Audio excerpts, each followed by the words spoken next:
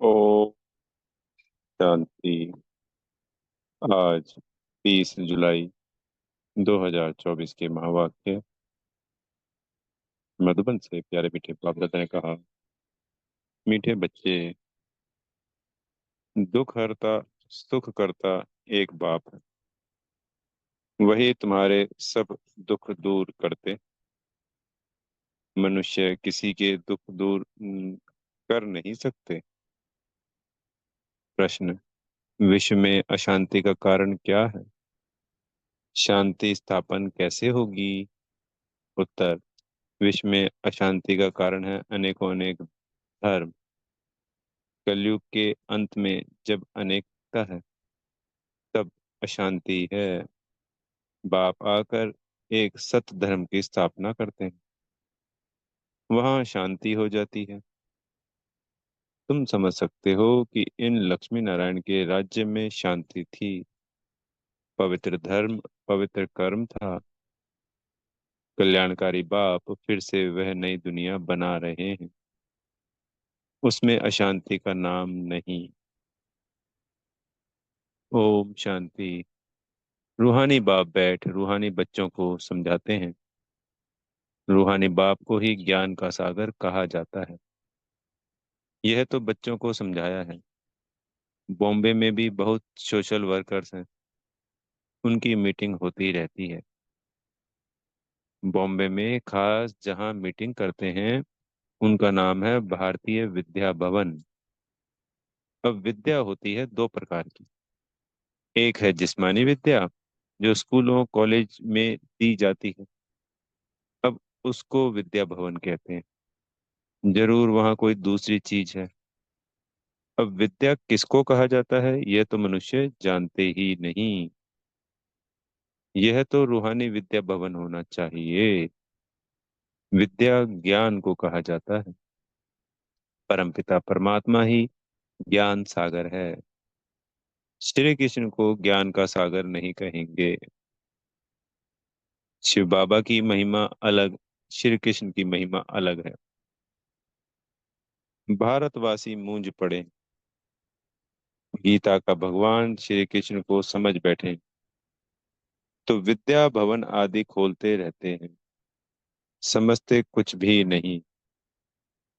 विद्या है गीता का ज्ञान। वह ज्ञान तो है ही एक बाप में, जिसको ज्ञान का सागर कहा जाता है, जिसे मनुष्य मात्र जानते नहीं है। भारतवासियों का धर्मशास्त्र तो वास्तव में है ही एक सर्वशास्त्र मई शिरोमणि भगवत गीता। अब भगवान किसको कहा जाए, वह भी इस समय भारतवासी समझते नहीं। या तो श्री कृष्ण को कह देते हैं, या राम को, या अपने को ही परमात्मा कह देते हैं। अब तो समय भी तमो प्रधान है। रावण राज्य है ना। तुम बच्चे जब किसको समझाते हो तो बोलो शिव भगवानुवाच। पहले तो यह समझें कि ज्ञान सागर एक ही परमपिता परम आत्मा है, जिसका नाम है शिव। शिवरात्रि भी मनाते हैं, परंतु किसको भी समझ में नहीं आता है। जरूर शिव आया हुआ है, तब तो रात्रि मनाते हैं। शिव कौन है यह भी नहीं जानते। बाप कहते हैं भगवान तो सबका एक ही है। सब आत्माएं भाई भाई हैं। आत्माओं का बाप एक ही परमपिता परमात्मा है। उनको ही ज्ञान सागर कहेंगे। देवताओं में यह ज्ञान है नहीं। कौन सा ज्ञान? रचयिता और रचना के आदि मध्य अंत का ज्ञान कोई मनुष्य मात्र में नहीं है। कहते भी हैं प्राचीन ऋषि मुनि नहीं जानते थे। प्राचीन का अर्थ भी नहीं जानते। सत्युग त्रेता हुआ प्राचीन। सत्युग है नई दुनिया। वहां तो ऋषि मुनि थे ही नहीं। यह ऋषि मुनि आदि सब बाद में आए हैं। वह भी इस ज्ञान को नहीं जानते, नेति नेति कह देते हैं। वही जानते नहीं तो भारतवासी जो अभी तमोगुणी हो गए हैं वह कैसे जान सकते। इस समय साइंस का घमंड भी कितना है। इस साइंस द्वारा समझते हैं भारत स्वर्ग बन गया है। इसको माया का पंप कहा जाता है। फॉल ऑफ पंप का एक नाटक भी है। कहते भी हैं कि इस समय भारत का पतन है। सतयुग में उत्थान है, अब पतन है। यह कोई स्वर्ग थोड़ी ही है। यह तो माया का पंप है। इनको खत्म होना ही है। मनुष्य समझते हैं विमान है, बड़े बड़े महल हैं, बिजलियां हैं, यही स्वर्ग है। कोई मरता है तो भी कहते हैं स्वर्गवासी हुआ। इसे भी समझते नहीं, स्वर्ग गया तो जरूर स्वर्ग कोई और है ना। यह तो रावण का पंप है। बेहद का बाप स्वर्ग की स्थापना कर रहे हैं। इस समय है चटा बेटी माया और ईश्वर की, और आसुरी दुनिया और ईश्वरीय दुनिया की। यह भी भारतवासियों को समझाना पड़े। दुख तो अर्जुन बहुत आने वाले हैं, अतः दुख आना है। स्वर्ग तो होता ही है सतयुग में, कलयुग में हो ना सके। यह भी किसको पता नहीं पुरुषोत्तम संगम युग किसको कहा जाता है। यह भी बाप समझाते हैं ज्ञान है दिन, भक्ति है रात। अंधियारे में धक्के खाते रहते हैं। भगवान से मिलने के लिए कितने वेद शास्त्र आदि पढ़ते हैं। ये ब्रह्मा का दिन और रात, सो ब्राह्मणों का दिन और रात। सच्चे मुख वंशावली ब्राह्मण तुम हो। वह तो है कलयुगी कुख वंशावली ब्राह्मण। तुम हो पुरुषोत्तम संगम युगी ब्राह्मण। यह बातें और कोई नहीं जानते। यह बातें जब समझे तब बुद्धि में आए कि हम यह क्या कर रहे हैं। भारत सतो प्रधान था, जिसको ही स्वर्ग कहा जाता है, तो जरूर यह नरक है। तब तो नरक से स्वर्ग में जाते हैं। वहां शांति भी है, सुख भी है। लक्ष्मी नारायण का राज्य है ना। तुम समझा सकते हो मनुष्यों की वृद्धि कैसे कम हो सकती है, अशांति कैसे कम हो सकती है। अशांति है ही पुरानी दुनिया कलयुग में। नई दुनिया में है ही शांति। नई दुनिया में ही शांति होती है। स्वर्ग में शांति है ना। उनको ही आदि सनातन देवी देवता धर्म कहा जाता है। हिंदू धर्म तो अभी का है। इनको आदि सनातन धर्म नहीं कह सकते। यह तो हिंदुस्तान के नाम पर हिंदू कह देते हैं। आदि सनातन देवी देवता धर्म था। वहां कंप्लीट पवित्रता, सुख, शांति, हेल्थ, वेल्थ आदि सब था। अभी पुकारते हैं हम पतित हैं, हे पतित पावन आओ। अब प्रश्न है पतित पावन कौन। श्री कृष्ण को तो नहीं कहेंगे। पतित पावन परम पिता परमात्मा ही ज्ञान का सागर है। वही आकर पढ़ाते हैं। ज्ञान को पढ़ाई कहा जाता है। सारा मदार है गीता पर। अभी तुम प्रदर्शनी, म्यूजियम आदि बनाते हो, लेकिन अभी तक बीके का अर्थ नहीं समझते। समझते हैं यह कोई नया धर्म है।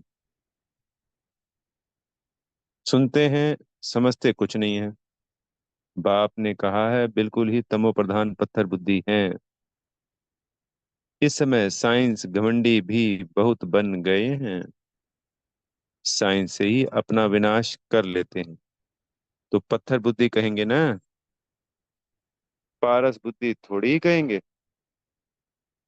बॉम्ब्स आदि बनाते हैं अपने विनाश के लिए।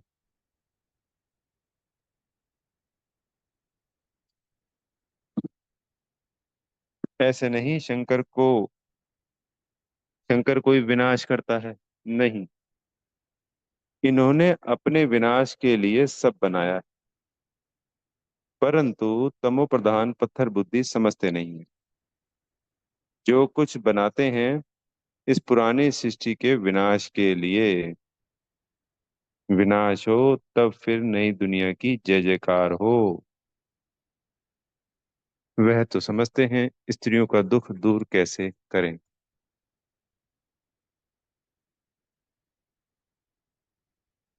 परंतु मनुष्य थोड़ी इसका दुख दूर कर सकते हैं। दुख हरता सुख करता तो एक ही बाप है।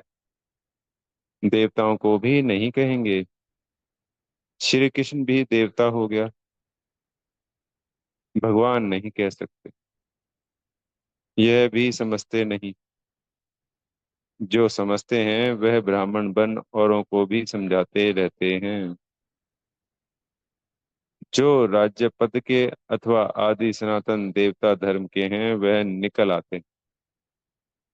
लक्ष्मी नारायण स्वर्ग के मालिक कैसे बने? क्या कर्म किया जो विश्व के मालिक बने? क्योंकि संसार में हर किसी आत्मा को उसके किए हुए कर्मों के आधार पे जन्म या कर्मफल या प्रारब्ध मिलती है। तो जब वो राजा बने हैं तो कोई तो पिछले जन्म में कर्म किए होंगे ऐसे जिसकी वजह से वो राजा महाराजा बने। अगर ऐसे ही बन गए तो फिर हम ऐसे ही क्यों नहीं बने?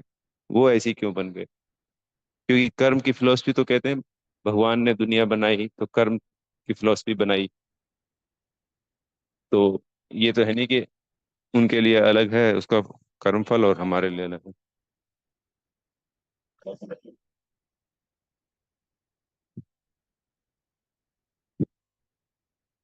उन्होंने ऐसा क्या कर्म किया जो विश्व के मालिक बने? इस समय कलयुग अंत में तो अनेकों अनेक धर्म है, तो अशांति है। नई दुनिया में ऐसे थोड़ी होता है। अभी है संगम युग, जबकि बाप आकर राजयोग सिखलाते हैं। बाप ही कर्म अकर्म विकर्म की नॉलेज सुनाते हैं। आत्मा शरीर लेकर कर्म करने आती है। सतयुग में जो कर्म करते वह अकर्म हो जाते, यानी उनका कोई कर्म फल नहीं। वहां विकर्म न होता नहीं, दुख होता ही नहीं। कर्म अकर्म विकर्म की गति बाप ही आकर अंत में सुनाते हैं। मैं इनके बहुत जन्मों के अंत के भी अंत में आता हूँ। तो ब्रह्मा बाबा का अंतिम जन्म होता है, 60 वर्ष की आयु होती है लगभग। तो अंतिम जन्म के भी अंत में आए। इस रथ में प्रवेश करता हूँ। अकाल मूर्त आत्मा का यह रथ है। सिर्फ एक अमृतसर में नहीं, सभी मनुष्यों को का अकाल तख्त है। आत्मा अकाल मूर्त है। यह शरीर बोलता चलता है। अकाल आत्मा का यह चैतन्य तख्त है। अकाल मूर्त तो सभी है, बाकी शरीर को काल खा जाता है। आत्मा तो अकाल है। तख्त तो खलास कर देते हैं। सतयुग में तख्त कोई बहुत थोड़े होते हैं। इस समय करोड़ों आत्माओं के तख्त हैं। सतयुग में संख्या लाखों में ही होती है सर। आज तो अरब है, लगभग 8 अरब। अकाल आत्मा को कहा जाता है। आत्मा ही तमो प्रधान से सतो प्रधान बनती है। मैं तो एवर सतो प्रधान पवित्र। भल कहते हैं प्राचीन भारत का योग, परंतु वह भी समझते हैं श्री कृष्ण ने सिखाया था, गीता को ही खंडन कर दिया है। जीवन कहानी में नाम बदल दिया है। बाप के बदले बच्चों का नाम डाल दिया है। शिवरात्रि मनाते हैं, परंतु वह कैसे आते हैं यह जानते नहीं। शिव है ही परमात्मा, उनकी महिमा बिल्कुल अलग है। आत्माओं की महिमा अलग है। बच्चों को यह पता है, राधे कृष्ण ही लक्ष्मी नारायण है। लक्ष्मी नारायण के दो रूप को ही विष्णु कहा जाता है। फर्क तो है नहीं। बाकी चार भुजा वाला, आठ भुजा वाला कोई मनुष्य होता नहीं है। देवी आदि को कितनी भुजाएं दे दी हैं। समझाने में समय लगता है। एक ही दिन में सब समझ नहीं जाएंगे। धीरे धीरे रो रो जो पढ़ने आता है वही समझता है। बाप कहते हैं, मैं हूं ही गरीब निवास। मैं आता ही तब हूं जब भारत गरीब बन जाता है। राहु का ग्रहण बैठ जाता है। बृहस्पति की दशा थी, अब राहु का ग्रहण भारत में तो क्या सारे वर्ल्ड पर है। भारत में क्या सारे वर्ल्ड पे ही है राहु का ग्रहण। इसलिए बाप फिर भारत में आते, आकर नई दुनिया स्थापन करते हैं, जिसको स्वर्ग कहा जाता है। भगवानुवाच, मैं तुमको राजाओं का राजा, डबल सिर ताज, स्वर्ग का मालिक बनाता हूँ। 5000 वर्ष हुआ जबकि आदि सनातन देवी देवता धर्म था। अभी वह है नहीं, तमो प्रधान हो गए हैं। बाप खुद ही अपना अर्थात रचयिता और रचना का परिचय देते हैं।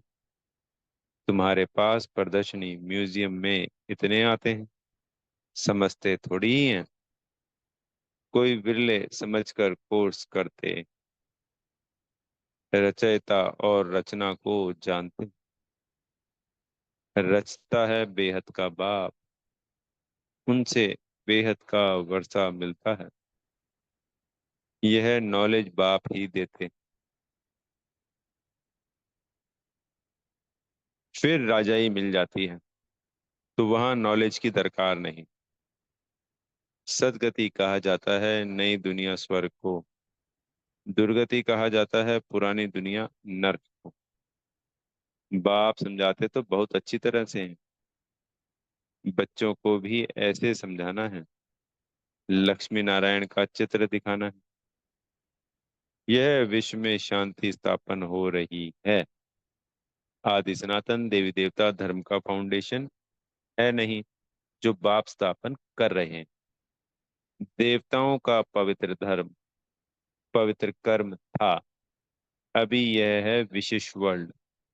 नई दुनिया को कहा जाता है वाइसलेस वर्ल्ड, शिवालय। अब समझाना पड़े तो विचारों का कुछ कल्याण हो। बाप को ही कल्याणकारी कहा जाता है। वह आते ही हैं पुरुषोत्तम संगम युग पर। कल्याणकारी युग, कल्याण कल्याणकारी युग में कल्याणकारी बाप आकर सबका कल्याण करते हैं। कितनी वंडरफुल लाइन है। कल्याणकारी युग, कल्याणकारी बाप और सबका कल्याण। पुरानी दुनिया को बदल नई दुनिया स्थापन कर देते हैं। ज्ञान से सद्गति होती है। इस पर रोज टाइम लेकर समझा सकते हो। बोलो। रचता और रचना के आदि मध्य अंत को हम ही जानते हैं। यह गीता का एपिसोड चल रहा है, जिसमें भगवान ने आकर राजयोग सिखाया था।